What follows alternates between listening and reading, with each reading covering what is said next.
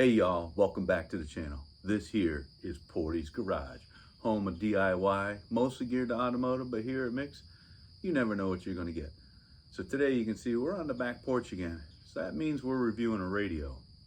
So you can see I got a couple things here. You can notice I got an antenna here, and it's a pretty small antenna. And you know what they typically say, the shorter the antenna, the higher the frequency. So what do I have here today? It's a pretty big box. Is it a UHF? VHF? No, today it's GMRS. And I'm pretty excited about this one, and later on in the video you'll see why I'm excited about this. Got a lot of versatility with this. So today we've got a radio sent to us by Radioddity. It's the BD40-G GMRS radio. So we've got that here in the box. I'm gonna turn the camera around here in a moment. We'll do an unboxing of this. This video will be in a couple pieces because I want to do the unboxing. Then I've got to learn how to set it up with all the components, and you'll see why in a little bit why I chose this antenna and purchased this one, because I've got a lot of flexibility with this end connection here. So let me get the camera turned around here and let's do an unboxing. All right, we can see we've got the Radioddity, and I'd like to thank them again for sending this out to me, the BD40-G GMRS radio. So let's open this up, see what we have. I may not have the camera high enough, but we'll make sure we move things around. So first of all, you've got their user manual, and you can see here it is a base station or a mobile unit, and I want to go through a couple of things of why I'm really excited about this. So first, you've got the radio in the bag. Now what's also interesting about this, there is no, oh baby, still sealed tight. There is no heat sink on here. There we go. Or sorry, no fan. You've got the speaker up top, and everything is just a heat sink. So I'm interested to see how that works. And we should have no fan sucking in dirt, debris, making some loud noise. So that should help hear the clarity of the speaker here. These are pretty heavy duty. You can hear that. Got a nice case there. So, and then on the back, this is one of the reasons I'm interested to try this. It's got the T connector and the antenna. So, and this has a bracket, and I'm going to see if I can connect this bracket to the ICOM mount that I have in my car, so that maybe I can switch out. I've got a T connector already in my car, and I've got this antenna connection in my car. So that's very, very compelling to try to use. We've got the microphone, handset, let me pull that open, connection on the end, microphone here. We've got a programming cable. So we will have to learn how to program this. Oh, that's the other reason I'm interested about this. This has all the regular GMRS channels, but it also has repeater channels on it. So that's where I'm going to try to learn how to do it with the programming cable and just from the face, or actually I think I should be able to do the programming from here too. Program in 2 repeaters. I found I've got a lot of GMRS activity in the area. It's got a microphone, handset here, adhesive pad on the back. I'm going to see if I can find how to mount that in the car without disrupting anything. We've got a T power connector that goes to battery terminals, and like I said, I've got one of these already in the car. Hopefully they are the same size. I've had issues. I purchased these off of Amazon, and they did not fit my ICOM. So hoping this works. And then it has the hardware package. So I'm going to stop the video here, excuse me, at the unboxing, and I'm going to start learning all the features and functions, and then we'll be coming back. All right, we are back. It's been about a week, maybe 2 weeks since I unboxed it. Been a little busy, but been playing with the radio a little bit. tried to figure out some of the programming and whatnot. So let me go through some of the things I like. And then one of the things I don't really like about it, one of the things I'm excited about is I'm using a 1984 Asus power supply. And you can see back here I've got a T connector. That T connector for the Asus fits this Radioddity. So this should work in my truck. I've got a ICOM connector, and I did get a couple cheap T connectors from Amazon. Didn't fit my ICOM, so I'm hoping this one does. We'll be testing that out later on in the video. So one thing I like is the T connector for the power. This heat sink's been working pretty good. I've been running this downstairs while working, and it's been active a little bit with some of the repeaters. I've been playing with it on some of the weekend nights and using high power, and I checked the SWR out of a cheap antenna I got, and I was up over 2.4, was able to trim the antenna, got that down to 1.95, but the heat sink on here worked pretty well, so I like that. On the back, this SO239 connector works with my mag mount. All I had to do is change out the antenna on top of my mag mount, and this will also work in my car then. I like the bracket. You can adjust the, nope, you can't quite see that. You can adjust the bracket so you can sit. I will be able to put this slot here in this screw and then connect back in one of these. And I will be able to mount this in my car on the same bracket that I have. So I'm pretty excited that I'll be able to use this in my car with the same SO239 and T connector and the same bracket. So that's going to work out great. These buttons are pretty easy to read. So you can got the scan and the modes and squelch and stuff. All pretty easy to read. The speaker. So you can see one of the repeaters just came on. Low signal, it's at a distance, but you can see that came on. Speaker here works. And it does have a speaker connection in the back, which I will be connecting to. Oh, I might as well connect it now. It is right here. So again, that connects to the old Asus that I have here. So that's pretty interesting. Actually, I'm going to disconnect that because I want to review one thing. See if it happens while we're on here. So the speaker jack I like. The larger screen. I definitely like this large screen. I've got channel 22 on top, channel 18 on the bottom. You can see the two different frequencies. If I switch that, listen to that click when I switch things. I want to talk about that in a minute. You can see I'm on channel 22, which is linked to a repeater, and I'll show you how to program through to get some of these things. But listen to the click here. This is the only thing I don't like. Let me turn this up. Listen when it switches to the dual band here. Well, that was a beep. Now let me go back. Well, of course, let's turn it down. Do it again. So you hear that click. I don't know if that's a power surge or not coming through here when the volume's off. So if you can hear that, and then listen when the speaker's on, it gives you the tone beat, but you know that clicks in the back. So that's something we're going to have to, I may talk to Radioddity about and see if that's an issue or if that's just the way this operates here. So what are some of the features here? Let me go back to a single channel. And you can see here's the, well, first let me turn it on and off for you. You just press and hold. You can see it's off. That's on. It's on channel 2. You can see that up top, the frequency here. Don't worry about that's a CTS number there. I'll get to that in a minute. But you can just dial through the channels. 20, 19, 18. So you can go through all the channels easily. I'm going to put it back on 22.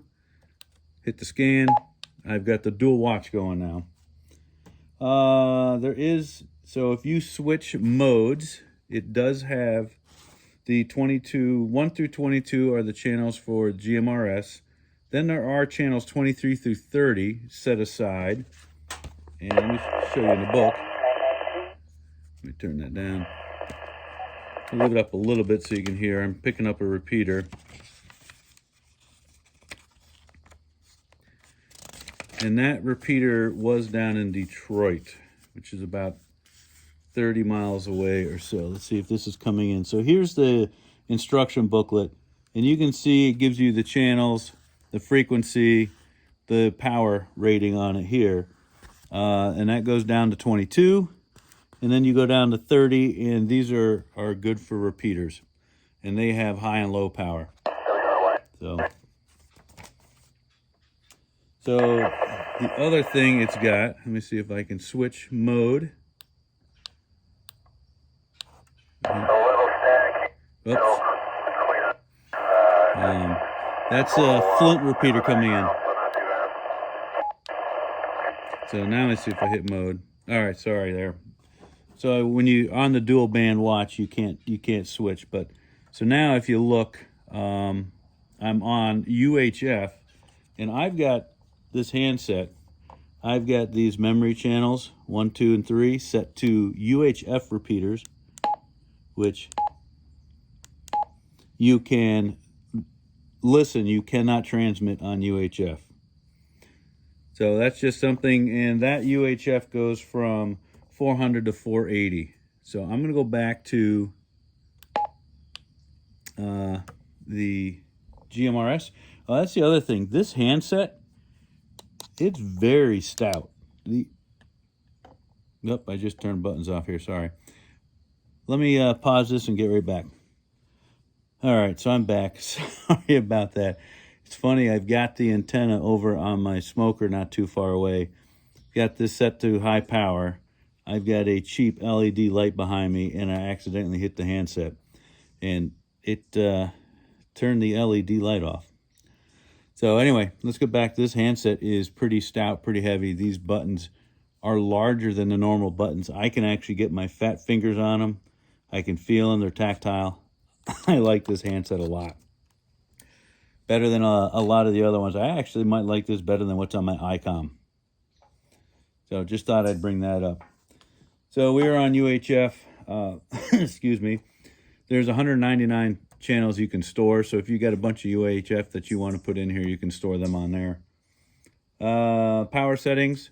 There are the 3 power settings, and they are 5 watt, 20 watt, and 40 watt. Most of the GMRS, as we saw in this booklet, are set to low or high. Repeater function, and I'm going to show you that. You can see that on the bottom here. That's actually the tones that you need to send out to the repeaters, and it tells you what they are. So I'll show you how to set those in a minute. The busy lock, so if someone's talking, you can't over talk on them. And the Vox, which may be good when you're driving in Michigan, which is a hands-free state. So I went through the mode, the GMRS, and the frequency. So I showed you that already. So it's kind of nice then too on this, when you're not on the dual, you hit and push the scan once. You can, if you watch the channels, you can see it scanning through the channels. It actually also scans through my 3 memory that I've got plugged in here. So if you have other memory set up, it'll work. So I like the scanning on that. That works pretty good. Excuse me again. Let me turn that off. The squelch button. So you hit squelch, and then you hit these up or down arrows on here. You can see squelch 3, 4. I'm going to leave it on 2 and hit squelch again. It's back. So that squelch is very easy. You can also do it through the menu. Let's review some of the menu, and then when we're done with that menu, I'm going to hook up the SWR meter and the power meter. So these are all the menu functions here, starting here, going down. And I need to put my glasses on for this. So I'm on channel 18, which I have programmed in for repeater. If you push this button, you start through the channel, and I guess every time you turn, I go to low, the middle, and the high. I'm going to leave it on high. There's my channel is on 18. Press it again. Repeater's on, and that sets the offset. So you should find repeaters in your area. They should be set appropriately, but you're going to want to look and make sure, see it reset back to the frequency watch. So when you're on the repeater, go on your website to make sure you have the offsets correct and they match what's in here. You'll know when you key up and if the repeater comes back, if you have it or not. So where was I? Repeaters on, band narrow.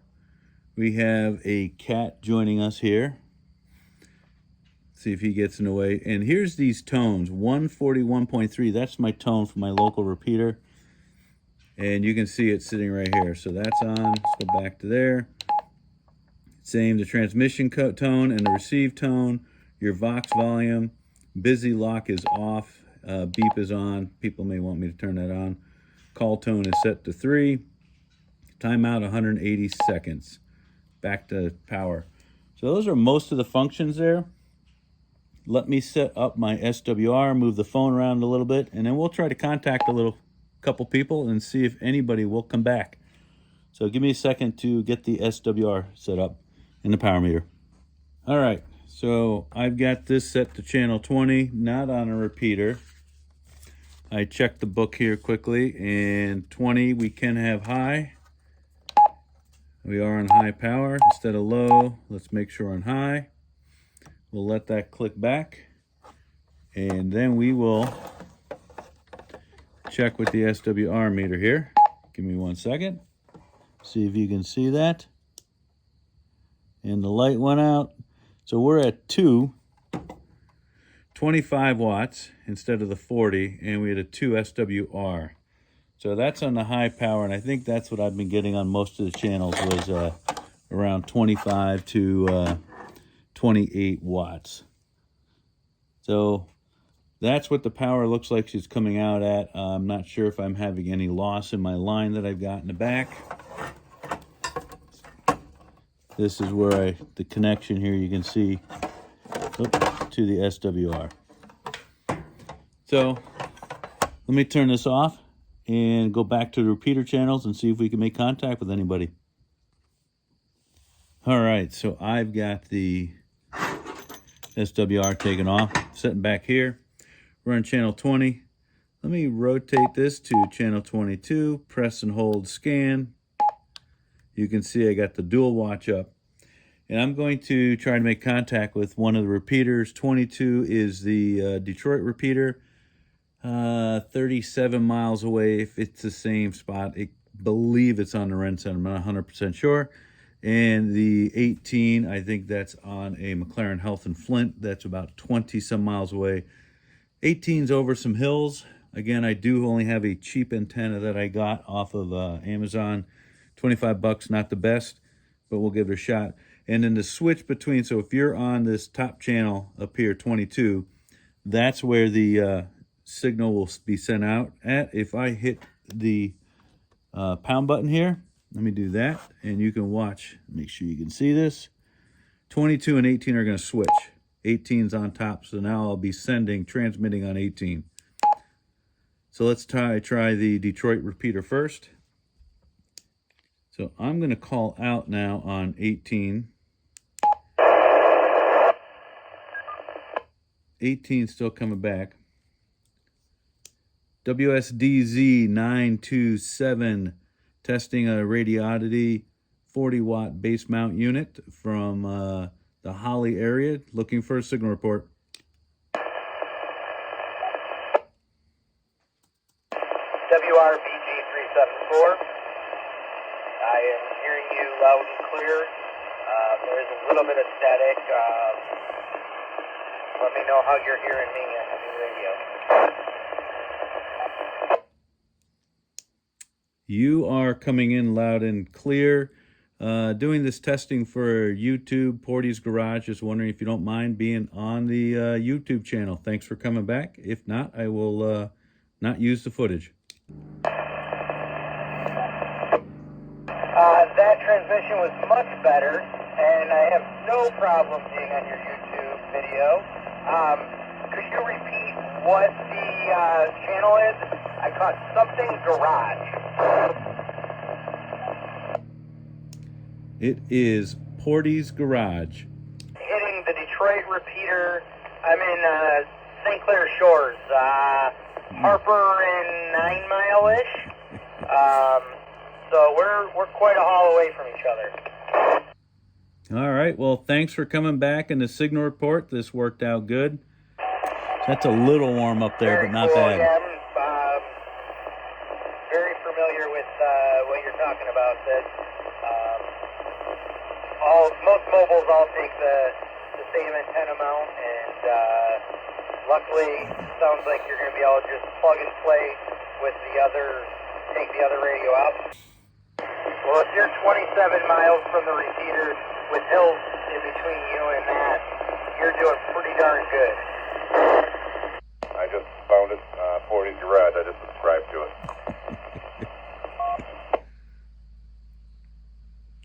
Look at that. A call out on the radio and you got 2 new subscribers. All right, here we are out of the truck. You can see I've got my ICOM ID 4100 here, and I'm going to try to take this bracket here that I made, mounts in my car, to bolt seat there, up like that.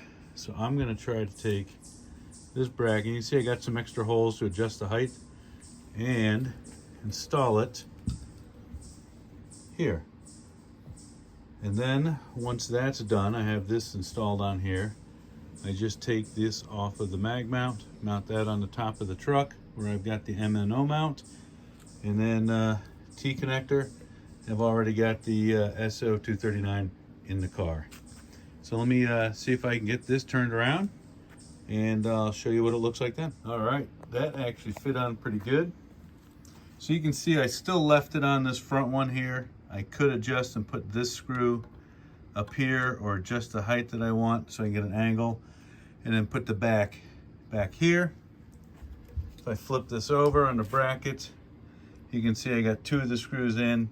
I'm gonna leave my washer in here. It's stuck in the plastic dip that I put on this aluminum bar, because I'm gonna put the ICOM back. So I've got 2 of them on, and that's pretty stable. I'm gonna test that out when I'm driving around a little bit. So let me get this installed in the car. I'll show you how that goes quick. Then we'll change out the antenna, and then we'll give it a test. Right, let's show what I got here first before it gets too dark.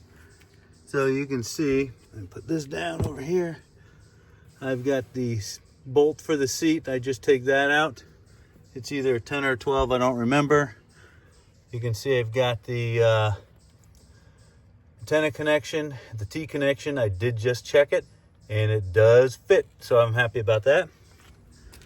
Let's go outside here quickly. You can see right here, I've got a cap on a bracket. That's my NNO mount, which I put a bracket. It's right there's the silver bracket. It goes between these bolts and the hood. We're able to line the hood up. The antenna wire goes here, and you can see it goes right down through the firewall there, and then I got the electric over with a fuse connected. So then when I close the hood, I'll show you how to put the antenna on there. Give me 1 second. All right, here's my mag mount. I loosen that, it comes right out. You can see it connects to the MMO.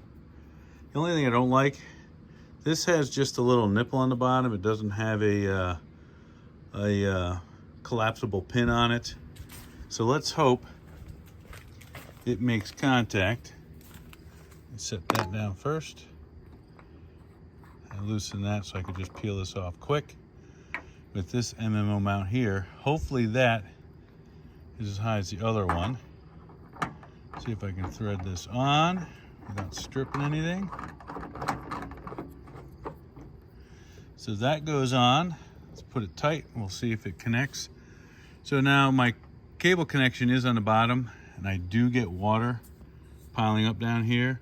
So I've got a lot of silicone up underneath to protect that connection, and it still feels like it's good shape. So now that antenna's on, and again, that's a cheap antenna from Amazon, I may be investing in a better antenna here. So let me get set up in the truck. I'll get that radio on, and we'll test the antenna here. So you can see I got it installed. Just that one bolt. I lied to you on the size. It's a 14 millimeter. There's the radio. There's the wires. Antenna connection there. T connection there. Let me go start the car and see how this baby works. So before I do that, I'd like to note that this installation is a no drill. There was a grommet in the firewall where those wires came through under there, and it worked like a charm. So I love this setup. I can take it out and car's back to OEM. Sitting in the car. Let's give this a shot.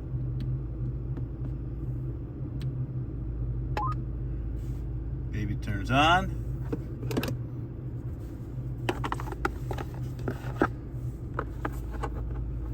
See, I'm on channel 22.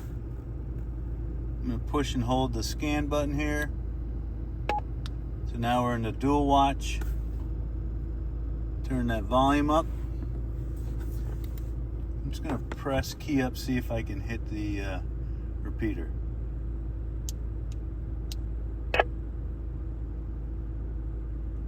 I'm not sure I hit the repeater there. Let me switch to the other side. I'm on channel 18 now. So I hit the repeater and it came back with like 1 bar. That antenna is going right through the shed to the other repeater down south of me, so maybe that's why I'm not hitting it. The 18 was the Flint repeater up north. But you can see she works great. Just got to find a place to put this handset. Let's do a little closeout here. Just got done with the review of the Radioddity DB40-G. Actually pretty impressive little GMRS radio. Love this handset. Heavy, firm. Again, we'll go over some of the features there. It's got 120 or 199 channels. 1 through 30 are for GMRS. It does do UHF, and I've got 3 repeaters programmed into the mic for these 3 buttons here. One thing I didn't notice before, you can get noaa on here and program them in also. So noaa's on there. 3 power settings. Does say 40. My SWR power meter only gave about 25 to 28, but that line has some loss in it. Other radios I tested are low too, so maybe that was part of it, but it was lower. Does have the repeater function, which you saw using, and the Vox, so I do like all that. Now I did have it in the car. I backed away from between the house and the shed, and I was able to pick up the Flint repeater. So I may leave this bracket on, put it in the car. It's a fun little radio to play with. So if you like the content on this channel, please like, subscribe, and make sure you share the video. Thanks for watching Portie's Garage.